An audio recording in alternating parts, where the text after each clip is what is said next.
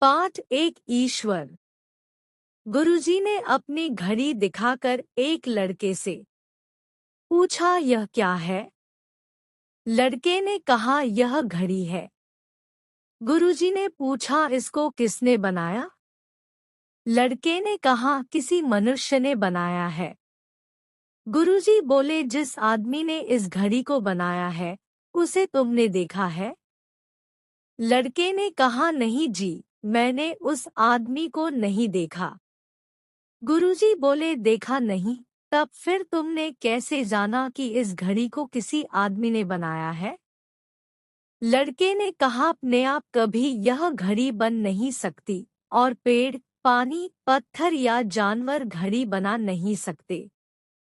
घड़ी बनाने की बुद्धि तो आदमी में ही है।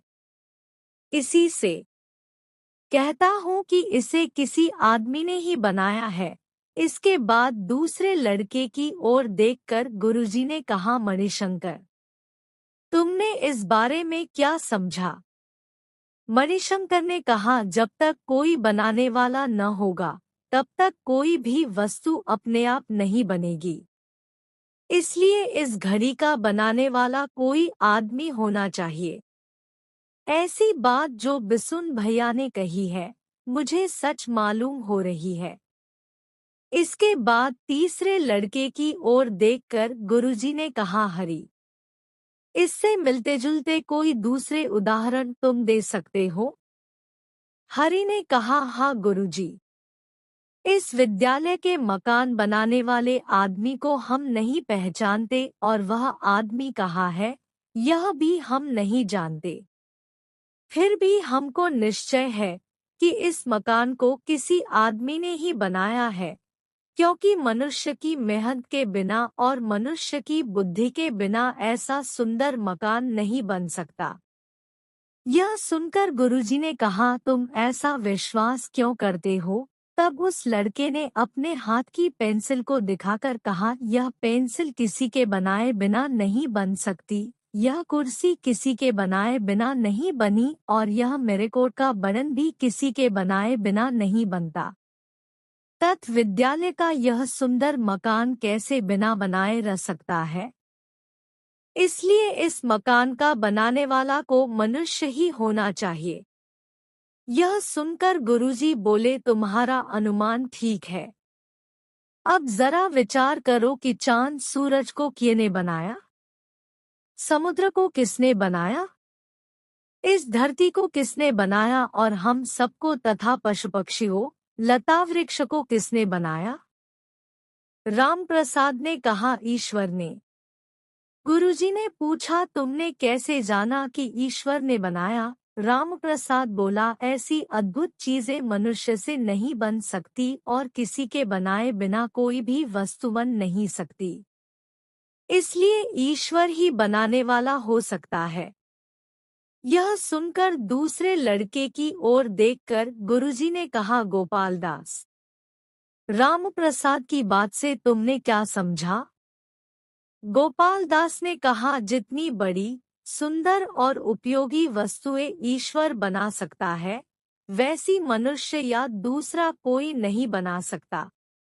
चांद, सूरज, बिजली, वर्षा आदि वस्तुओं को देखकर इनके बनाने वाले का विचार हमको करना चाहिए और इसका विचार करने पर वह ईश्वर है ऐसा निश्चय हुए बिना नहीं रह सकता। यह सुनकर दूसरे लड़के की ओर देखकर गुरुजी ने कहा, हुसैन, बड़ी सुंदर और किसी से न बन सकने वाली बहुतेरी उपयोगी वस्तुओं को ईश्वर ही बना सकता है, दूसरा कोई नहीं बना सकता, ऐसा गोपाल दास कहता है।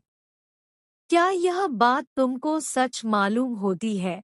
हुसैन बोला, गुरुजी, मुझको यह बात सच लगती है। गुरुजी ने कहा, यह सच बात लगने का कारण क्या है?